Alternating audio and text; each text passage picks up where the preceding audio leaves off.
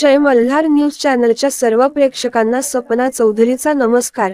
नंदुरबार विधानसभा मतदारसंघाचे महायुतीच्या भाजपचे अधिकृत उमेदवार डॉक्टर जयखम गावित यांच्या प्रचारार्थ प्रकाशा येथे जाहीर सभेचे आयोजन करण्यात आले होते।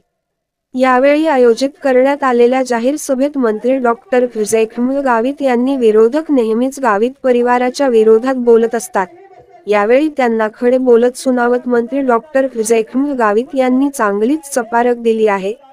यावेळी आयोजित करण्यात आलेल्या जाहीर सभेस नंदुरबार जिल्हा परिषदेच्या अध्यक्ष डॉक्टर सुप्रिया गावित, जिल्हा परिषद बांधकाम सभापती हेमलता शितोळे, जिल्हा परिषदेचे माजी उपाध्यक्ष रामचंद्र पाटील, दीपक पाटील, माजी जिल्हा परिषद सभापती भगवान पाटील, माजी जिल्हा परिषद सदस्य धनराज पाटील, डॉक्टर कांतीलाल टाटिया यांच्यासह भारतीय जनता पक्षाचे पदाधिकारी तथा मित्र पक्षांचे पदाधिकारी व कार्यकर्ते मोठ्या संख्येने या जाहीर सभेस उपस्थित होते।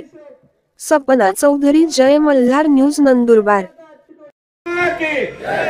लोक वेगवेगळे व्हॉट्सअपवर लिहितात, काही भाषण ठोकतात, ओढून ताणून पूर्ण जीव द्यायपर्यंत ओरडतात।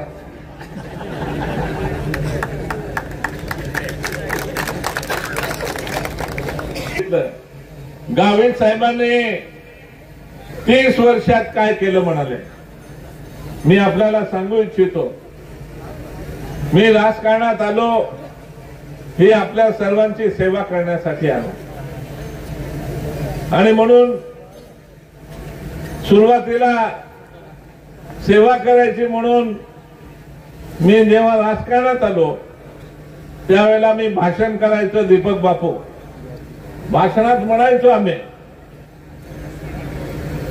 आमच्या भागात नद्या वाहतात, नर्मदा वाहते, तापी वाहते, नद्या वाहतात, पण आमच्या डोळ्याला हिरवळ दिसत नाही। दुसरं मी सांगायचो, हा आदिवासी भाग आहे, या आदिवासी भागाच्या नावानं निधी येतो आणि तो निधी धुळ्याचे नेते मंडळी आपल्यापर्यंत पोहोचू देत नाही, म्हणून आम्हाला हा नंदुरबार जिल्हा वेगळा करायचा आहे, अशा पद्धतीने मी घोषणा केली। त्याच्यानंतर आपल्या सर्वांच्या आशीर्वादानं मी महाराष्ट्राच्या मंत्रिमंडळात आलो। मंत्रिमंडळात आल्यानंतर मी जी भाषण करत होतो त्या भाषणाची आठवण करून देणारे ज्येष्ठ मंडळी माझ्या बरोबर गाडीत असायची। 1 वर्ष झालं, 2 वर्ष झालं, मला हौस सांगायचे, आपल्याला हिरवळ दिसत नाही, ती कधी दिसेल अशा पद्धतीने मला टोमणे मारायचे। त्यावेळेला हा जिल्हा निर्माण करायचा आणि हा जिल्हा झाला पाहिजे म्हणून सातत्याने मी मुख्यमंत्री मनोहर जोशी साहेब असतील, उपमुख्यमंत्री मुंडे साहेब असतील, यांच्या मागे मी सातत्याने लागलो। एक दिवशी माझे शोधाशोध झाले, मी खरं तर आपल्या मंत्रालयातच होतो, मला इकडे घरी फोन आले आणि त्या दिवशी मी मनोहर जोशी साहेब आणि मुंडे साहेब आम्ही तिघं बसलो। मला त्याने विचारलं, नंदुरबार जिल्हा आपल्याला निर्माण करायचा का पालघर जिल्हा करायचा? मी त्यांना सांगितलं, नंदुरबार जिल्ह्याचा विकास व्हायला खूप वेळ लागेल, मध्य प्रदेशच्या सीमेवर लगत आहे, पालघर जिल्हा इथे जेव्हा मुंबईच्या सीमेवर आहे, याचा विकास होईल, पण आमचा त्या नंदुरबार जिल्ह्याचा विकास कधी व्हायचा? आणि म्हणून ठरलं आमचं। त्याने चीफ सेक्रेटरी साहेबांना बोलवलं, महसूल सेक्रेटरीला बोलवलं,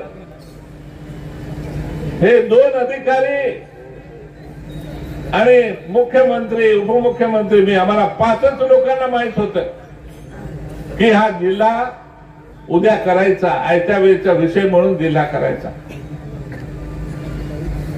मी आनंदानं, एक स्वप्न होतं नंदुरबार जिल्हा करण्याचं, ते स्वप्न पूर्ण होत आहे याचा आनंद मला झाला। मी पहिला फोन माझ्या बायकोला लावला, आणि बायकोला म्हटलं उद्या आपला जिल्हा होतोय. बाजूलाच आमचे सासरे बसले होते म्हणा. बायकोने म्हटलं तिच्या वडिलांना की डॉक्टर साहेबांचा फोन आहे, उद्या नंदुरबार जिल्हा होणार आहे. आमचे सासरे बुवांनी सांगितलं बायकोला की मला बोलायचंय डॉक्टर साहेबांबरोबर. आणि मला त्यांनी सांगितलं आता सांगितलं याच्या पुढे कोणाला सांगू नका नंदुरबार जिल्हा होणार. कारण या नंदुरबार जिल्ह्यातल्या लोकांना पुढाऱ्यांना नंदुरबार जिल्हा झालेला आवडणार नाही. तुम्ही जिल्हा करतायत हे माहीत झाल्यावर ते थांबवायचं काम करते, हा जिल्हा होऊ देणार नाही असं मला सांगितलं. मी कोणालाच सांगितलं नाही. दुसऱ्या दिवशी जेव्हा जिल्हा निर्माण झाला, मंत्रिमंडळाच्या बैठकीत अंतिम झालं, त्यावेळेचा मंत्र्यांचा प्रायव्हेट सेक्रेटरी माझ्याकडे आला आणि मला सांगितलं डॉक्टर साहेब आमच्या साहेबांनी तुमचा नंदुरबार जिल्हा करून टाकला म्हणाले. म्हणजे बापू सांगणारी माणसं कशी असतात बघा. जसं काय मला माहितच नाही, आमची चर्चा झाली जिल्हा निर्माण करायचा आणि अशा पद्धतीनं जिल्हा मंत्रिमंडळात जाहीर झाला. या नंदुरबार जिल्ह्यातील पुढाऱ्या त्या काळातल्या धुळे नंदुरबार मधल्या पुढाऱ्यांनी हा जिल्हा थांबवण्याचं काम केलं, विकासाला अर्थ आणण्याचं काम त्यांनी केलं. मग आम्ही त्यावेळेला प्रमोदजींनी सांगितलं, प्रमोदजींनी बाळासाहेब ठाकरेंना सांगितलं की हा जिल्हा एकत्रितपणे निर्माण करायचं ठरलं असताना आपण आदेश का काढले नाही. त्या संध्याकाळी बाळासाहेब ठाकरेंनी आदेश काढायला लावले. अशा पद्धतीने मला सांगायचा उद्देश एवढाच आहे, या जिल्ह्याचा विकास, या भागाचा विकास होत असताना ही मंडळी सातत्यानं अर्थ आणण्याचं काम करते. तुमचा विकास झाला नाही पाहिजे यांना भीती असते. तुमचा विकास झाला, तुम्ही मोठे झालात तर तुम्ही त्यांना विचारणार नाही, तुम्ही त्यांना मान सन्मान करणार नाही. आणि म्हणून ही मंडळी हे करत असते. ही मंडळी सांगते गावी साहेबांनी काय केलं. मी आपल्याला सांगू इच्छितो, हा जिल्हा निर्माण झाला नंदुरबार जिल्हा, या जिल्ह्यामध्ये 10,000 लोकांना नोकऱ्या मिळाल्या. 10,000 लोकांना. अजून वाढतंय. आता तिथे नवीन मेडिकल कॉलेज सुरू झालंय. आता त्याची इमारत आता पूर्ण होणार आहे आणि ती इमारत पूर्ण झाली तर त्या ठिकाणी अजून भरती होईल, परिपूर्ण कॉलेज होईल. त्या ठिकाणी कॅन्सर इन्स्टिट्यूट येत आहे. मोठ्या प्रमाणामध्ये आपल्या जिल्ह्यामध्ये कॅन्सरचे रुग्ण आहेत. औषधं फार महाग झाली आहे आणि अशा परिस्थितीमध्ये परवडणारं नाही, तपासणी परवडणारी नाही. आणि म्हणून आम्ही ठरवलं कॅन्सर इन्स्टिट्यूट तिथे आणलं पाहिजे. येत्या मार्च पासून या ठिकाणी कॅन्सर इन्स्टिट्यूट तयार होईल. त्याच्यामधून आपल्याला सर्व मोफत औषधं मिळतील, त्या ठिकाणी तुमच्या तपासण्या मोफत होतील आणि अशा पद्धतीनं आपण या ठिकाणी कॅन्सर इन्स्टिट्यूट असेल, मेडिकल कॉलेज असेल, आयुर्वेदिक हॉस्पिटल 100 खाटाचं हिनाताईंनी मंजूर करून आणलं. मेडिकल कॉलेजलाही मंजुरी मिळवण्यासाठी त्रास झाला. खरं तर 2012 साली ते मंजूर झालं असतं, पण या काँग्रेसच्या करंटपणामुळे जिल्हा आपलं हे दवाखाना झाला नाही. त्यावेळेला त्यांचे आरोग्य मंत्री असलेले त्यांनी आपल्याला हॉस्पिटल दिलं नाही आणि म्हणून आपल्या जिल्ह्यात ते होऊ शकलं नाही. अशी माणसं या काँग्रेसने ते थांबवण्याचं काम केलं. आज सुदैवानं हिनाताई खासदार झाल्या, त्यांनी ही परवानगी घेऊन आणली आणि अशा पद्धतीने आपला मेडिकल कॉलेज काढलं. त्याचबरोबर मी सांगत होतो डोळ्याला हिरवं दिसत नाही. त्यावेळेला खडसे साहेब सिंचन मंत्री होते, त्यांच्या मागे लागलो बॅरेजेस बांधण्याच्या साठी हे प्रकाशा बॅरेज असेल, सारंगखेडा बॅरेज असेल, या बॅरेज साठी त्यांच्या मागे लागून आपण या ठिकाणी बॅरेजेस बांधतो. एका बाजूला बॅरेजेसच्या परवानग्या घेत असताना बरेचसे धरण आहे, त्या धरणाला सुद्धा आपण परवानग्या घेतल्या. या भागातलं सिंचन वाढलं पाहिजे म्हणून त्या दृष्टीने आम्ही या ठिकाणी प्रयत्न केले. त्याच्यानंतर 5-10 वर्षानंतर मला जेव्हा आदिवासी खातं मिळालं, त्या आदिवासी खात्याच्या माध्यमातून मोठ्या प्रमाणामध्ये दरा असेल, या भागामध्ये रामपूर असेल, तिकडे विरसेट धरण असेल, देहली धरण, मोठी मोठी धरणं त्यांना आम्ही निधी देऊन ती धरणं पूर्ण करण्याचं काम आम्ही केलं. आता आपल्याला पाट काढायचे आहे, पाटाचं पाणी आपल्याला शेतकऱ्यांच्या शेतामध्ये घालायचं आहे. आपण पाहतो की मोठ्या प्रमाणामध्ये नद्यांमध्ये पाणी आहे, धरणांमध्ये पाणी आहे, पण आपण त्या शेतामध्ये घालू शकत नाही.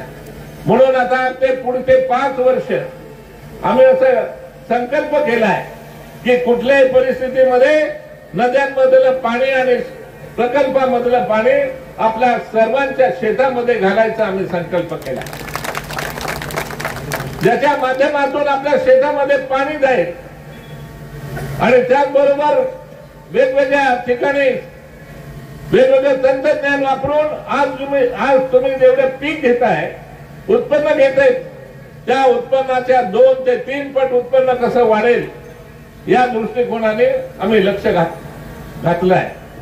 ते आम्ही वाढवण्याचा प्रयत्न करणार आहे.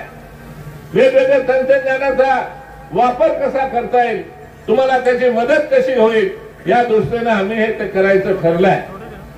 आणि हे करत असताना आपल्याला व्यवसायाची जोड द्यायचं आम्ही ठरवलं आहे. त्याच्यामध्ये आपल्याला किंवा मजुरांना ज्या ठिकाणी गाई पालन असेल, म्हशी पालन असेल किंवा त्याचबरोबर शेळी पालन असेल, हा जोडधंदा देऊन आपल्याला संकटच्या काळाला मदत होईल अशा पद्धतीचं आम्ही करायचं ठरवलंय. हे करत असताना दुसऱ्या बाजूला आम्हाला छोटे छोटे उद्योग, त्याच्यावर कृषी आधारित उद्योग आम्ही उभे करायचे ठरवले आहे. आपण या भागामध्ये मोठ्या प्रमाणामध्ये केळी पिकवतात, त्याचबरोबर पपई पिकवतात, हिरवी मिरची आहे, मोठमोठे उद्योग या भागामध्ये आपल्याला सुरू करता येईल. ते उभे करण्यासाठी शेतकरी एकत्र येतील तर शेतकऱ्यांना मदत करू, वैयक्तिक कोणी येत असेल तर वैयक्तिक मदत करू, ज्याच्या माध्यमातून आमच्या या मजुरांना मजुरी मिळेल, रोजगार उपलब्ध होतील. जेणेकरून आमचा हा प्रयत्न आहे पुढच्या 5 वर्षामध्ये कुठल्याही परिस्थितीत नंदुरबार जिल्ह्यातला मजूर हे कामासाठी जिल्ह्याच्या बाहेर जाणार नाही, हे निश्चितपणाने आम्ही बघू. ते करण्याचं काम निश्चितपणाने या ठिकाणी होईल. हे सर्व गोष्टी करत असताना सिंचनाच्या बाबतीवर मी बोलत होतो. सिंचनासाठी मोठा निधी आम्ही उपलब्ध करून दिला. काही उपसा सिंचन योजना आपल्या जुन्या पडलेल्या आहेत. आता आम्ही सांगितलं अधिकाऱ्यांना, आमच्या ज्या जुन्या सिंचन योजना आहे त्याच्यामध्ये एक तुम्ही सुरू करा, एक पूर्ण करा, ती पूर्ण झालीत लगेच दुसरी करा. कारण सुरुवातीला आपण थोडे थोडे करत गेलो, ते झालं नाही. आम्ही आता प्रकाशा बुराई आहे, प्रकाशा बुराईचा प्रकल्प सुधारित मान्यता दिली आहे, त्याचं टेंडर आपण काढलंय, ते पूर्ण होईल. दुसरं उकाईच्या बॅक वॉटर मधून पाणी घेणार आहे, 5 टीएमसी पाणी, त्याच्यामध्ये 16 लिफ्ट करतो आहे, 8 लिफ्ट उत्तरेकडे, 8 लिफ्ट दक्षिणेच्या तीरावर, अशा पद्धतीने त्याच्याही करतो आहोत. एक मोठा चांगला प्रकल्प आहे. या प्रकल्पाला सातत्यानं या ठिकाणी आपले लोकप्रतिनिधी आहे ते विरोध करतायत. त्या प्रकल्पामुळे या ठिकाणी लोकांचं कमी किमतीमध्ये, जवळजवळ 0 किमतीमध्ये म्हणा, त्या किमतीमध्ये आपल्या शेतामध्ये पाणी येऊ शकेल. ग्रॅव्हिटेशनलने पाणी येणार गुरुत्व मध्याच्या आकर्षणानं, आणि त्यामुळे वीज कुठे लागणार नाही.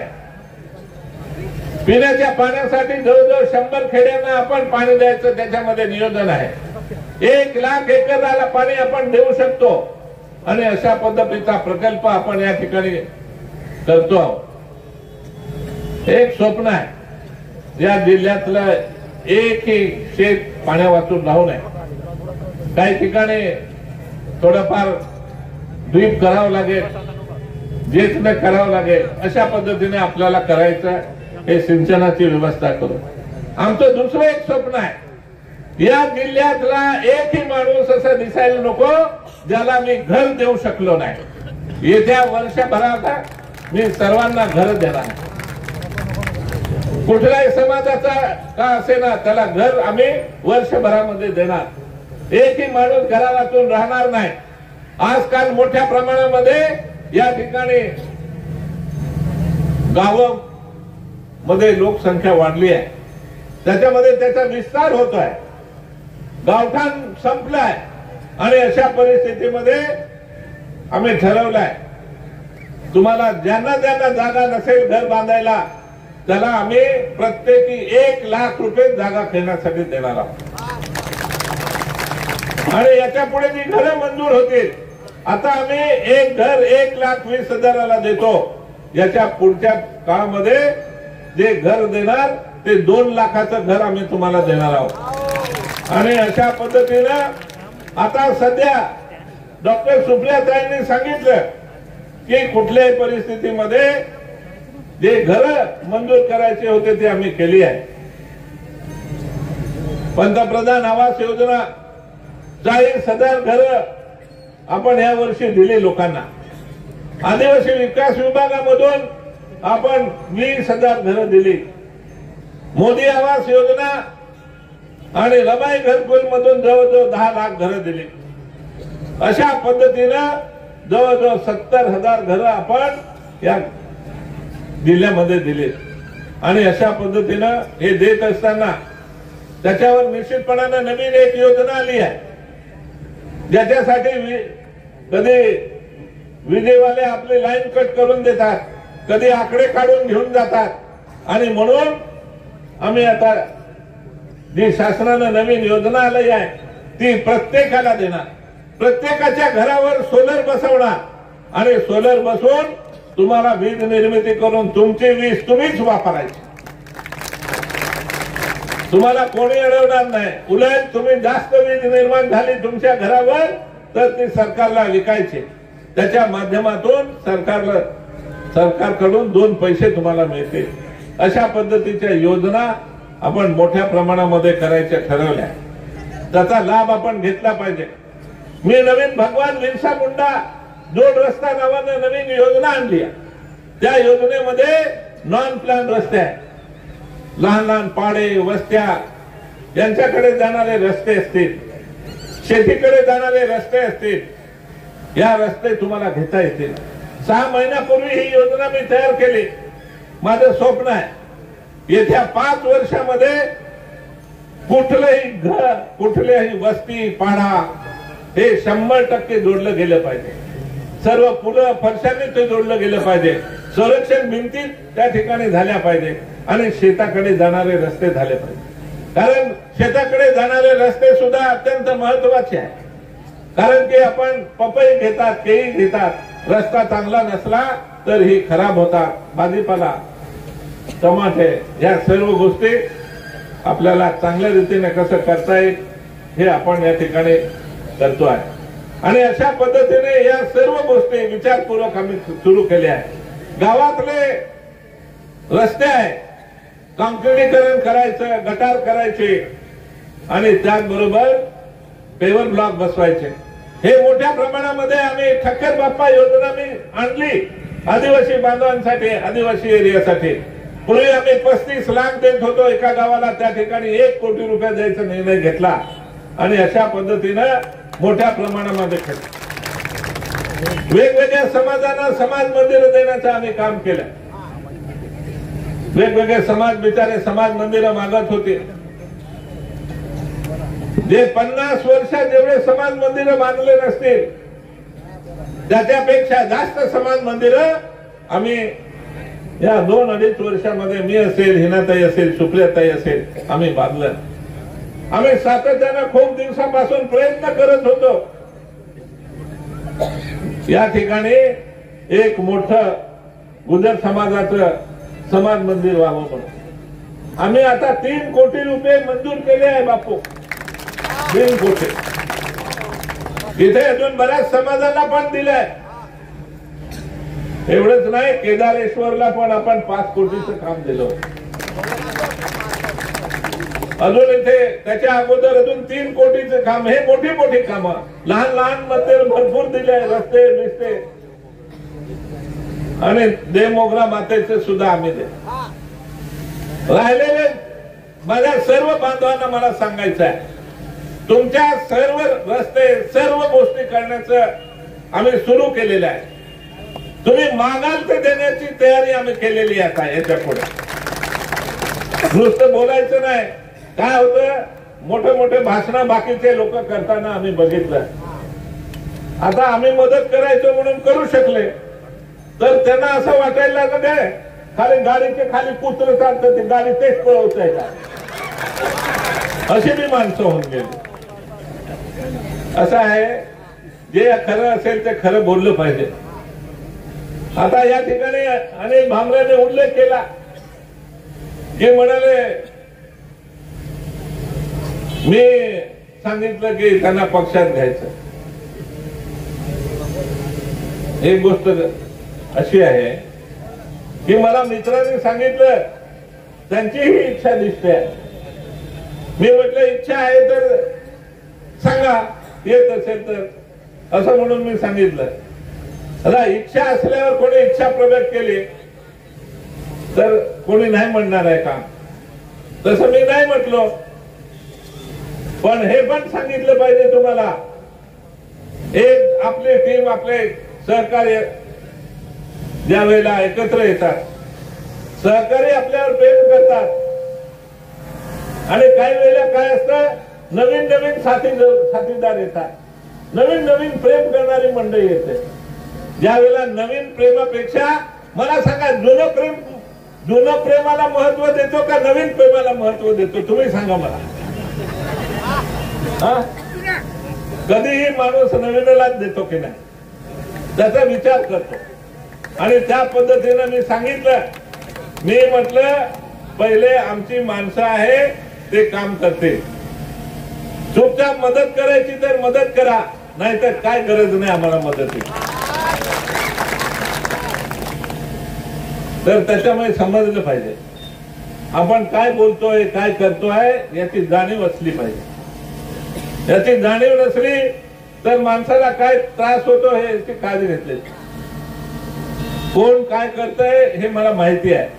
मी बऱ्याचदा सांगत असतो, मला कोणी असं बोललं तर मी सांगतो, माझा जुना फोटो बघितला का म्हणतो, नाही तर माझा जुना फोटो दाखवतो. माझे खूप केस होते, आता खल्लास. हे का होतं? माणूस सारखा विचार करतो, डेव्हलपमेंटच्या बाजूने बोलण्याच्या गोष्टी करतो, आणि म्हणून आपल्याला विकास करायचा आहे, माणसाला उभं करायचं आहे, माणसाला स्वाभिमानानं जगायचं शिकवायचं आहे. आणि त्याच्यासाठी आपल्याला संघटित राहिलं पाहिजे, एकत्रित राहिलं पाहिजे. आमच्या सरकारनं सर्वांना न्याय दिला पाहिजे म्हणून महामंडळ स्थापन केली, प्रत्येक समाजासाठी महामंडळ स्थापन केले, एक चांगलं काम केलं. या महामंडळामुळे सर्वांना संधी पण मिळेल. वेगवेगळ्या महामंडळावर सदस्य जातील, डायरेक्टर जातील, ती संधी मिळेल. आणि त्या संधीच्या माध्यमातून त्या समाजाच्या बांधवांना न्याय देता येईल. इथे काय होतं, पूर्वी 10-12 समाज एकत्र त्याचं एक महामंडळ असायचं, त्याच्या माध्यमातून लोकांना न्याय मिळत नव्हता. आणि म्हणून तसं मी आमच्या आदिवासी बांधवांसाठी पण नवीन योजना आणली. शबरी वित्तीय महामंडळामध्ये मोठ्या प्रमाणामध्ये 4% दरानं कर्ज द्यायचं. म्हणजे त्याच्यामध्ये ते वाहन घ्यायचे, जीप घ्या, ट्रॅक्टर घ्या, टेम्पो घ्या, ट्रक घ्या, आणि त्याचबरोबर रिक्षा घ्या, आणि त्याचबरोबर बाकीचे दुकानं टाकायचे। दुसरं त्याचबरोबर जे शेतकरी उत्पादक गट आहे, त्याचबरोबर कोऑपरेटिव्ह सोसायटीज आहे, बचत गट आहे, यांना पण मदत करण्याचं काम आपण या ठिकाणी निश्चितपणानं या ठिकाणी करतोय। आम्ही मधल्या काळामध्ये वेगवेगळे समाज मंदिरं देताना एक आमच्या राज्य सरकारची योजना होती संविधान भवन, आमच्या दलित बांधवांसाठी संविधान भवन। मी सर्व निवडून पूर्ण जिल्ह्यामधले 7 ठिकाणी संविधान मी सजेस्ट केलं, मुख्यमंत्र्यांना पण सांगितलं, मुख्यमंत्र्यांनी मंजूर म्हणून लिहून दिलं। शेवटी पॅटर्न बनवतोय म्हणे, डिझाईन बनवतोय, त्या डिझाईन मध्ये राहून गेलं। लहान लहान समाज मंदिरं भरपूर दिली प्रत्येक समाजासाठी, पण देत असताना मोठं संविधान भवन करायचं ही योजना जी आखली होती ती योजना इम्प्लिमेंटेशन झाली नाही, पण ती राहून गेली। निश्चितपणानं ज्या समाजाला ज्या पद्धतीचं पाहिजे त्या पद्धतीचं समाज मंदिर देऊ। निश्चित प्रत्येकाला वाटतं आपल्याला आपल्या समाजासाठी पाहिजे आणि त्या पद्धतीने ते करू। या पुढच्या काळामध्ये निश्चितपणानं या जिल्ह्याच्या विकासासाठी आपल्याला जे करावं लागेल, या ठिकाणी पवित्र ठिकाण आहे, सर्व धाम फिरून आल्यानंतर जोपर्यंत प्रकाशाला येत नाही तोपर्यंत त्यांचं दर्शन पूर्ण होत नाही। आणि म्हणून हे प्रकाश असेल, अजून काही तीर्थक्षेत्र आहे, जयनगर आहे, हे सर्व तीर्थक्षेत्र इथे आम्ही डेव्हलप करणार, पर्यटन क्षेत्र म्हणून करणार। जे केरळमध्ये पाहतो आपण, केरळमध्ये हाऊस बोट पाहतो, बापू ते हाऊस बोट सुरू करू, इथे क्रीडा स्पोर्ट्स सुरू करू आणि जर पाणी जास्त राहिलं तर या ठिकाणाहून सारंगखेड्याला तापी नदीमधूनच प्रवास करू, अशी सोय करू। सोपं जातं, कमी पैसे खर्चामध्ये हे होतं। हे पवित्र ठिकाण इथे आल्यानंतर प्रत्येकाला समाधान वाटलं पाहिजे, शांती वाटली पाहिजे, अशा पद्धतीचं प्रकाशात डेव्हलप करू। भाई एक आराखडा तयार करा, निश्चितपणानं एक सुंदर असं या ठिकाणी करू। त्यावेळेला मी पर्यटन मंत्री असताना आम्ही तिथे आपण सुरू बांधायचं होतं, पण त्या ठिकाणी मी पण 1 वर्ष राहिलो। मधल्या काळामध्ये तिथली जागा आहे ती शासनाच्या, महाराष्ट्र शासनाच्या नावावर, ती आपल्या महामंडळाच्या नावावर। तर अशा पद्धतीने आपल्याला ह्या सर्व गोष्टी करायच्या आहे आणि म्हणून आपल्याला माझी विनंती आहे सर्वांना की आपल्याला राहिलेली कामं पूर्ण करायची आहे। मी एकही या जिल्ह्यामधलं एकही गाव सोडलं नाही की ज्याला मी विकासाचं काम दिलं नाही। आपल्या मतदारसंघामध्ये तर 4-4, 5-5 कामं एकेका गावामध्ये दिल्या, कमीत कमी 4-4, 5-5 कामं दिले। आणि म्हणून माझी विनंती आहे तुम्हाला, आपल्याला अजून पुढे विकासाचं काम करायचं आहे। त्याच्यासाठी तुमची साथ आतापर्यंत दिली, तुम्ही जे प्रेम केलं, जी श्रद्धा दाखवली, ते प्रेम ते श्रद्धा पुन्हा आपण दाखवावं म्हणून मी तुम्हाला विनंती करायला आलो आहे।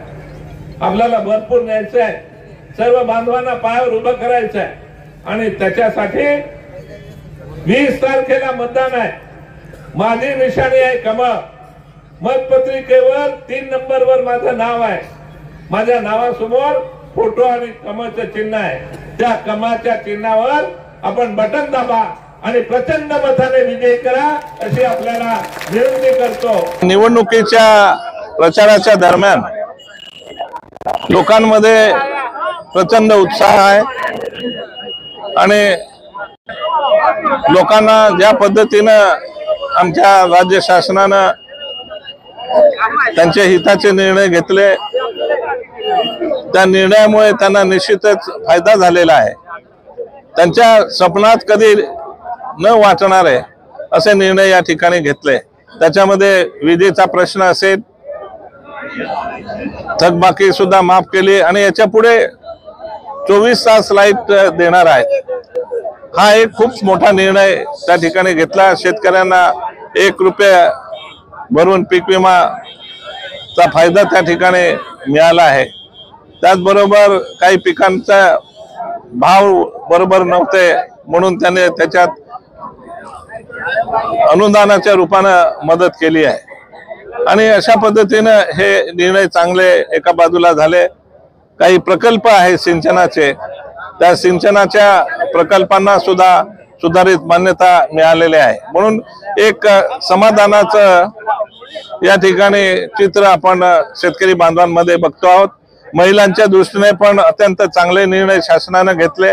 लाडकी बहीण योजना चालू केली, 1,500 दर महिन्याला त्यांना पैसे मिळत आहेत। त्याचबरोबर सर्वात एक चांगला निर्णय आमच्या शासनाने हाही घेतला की या राज्यामधल्या मुलींना किंवा महिलांना शिक्षण हे मोफत मिळेल।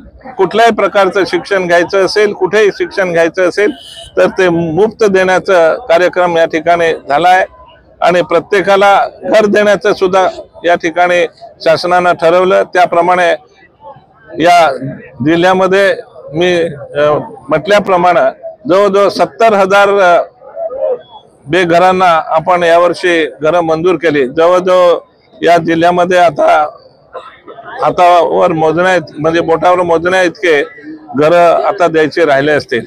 अशा पद्धतीने हे चांगले निर्णय निश्चितपणे घेतल्यामुळे लोकांमध्ये समाधान आहे, एक उत्साह आहे आणि कशी पुन्हा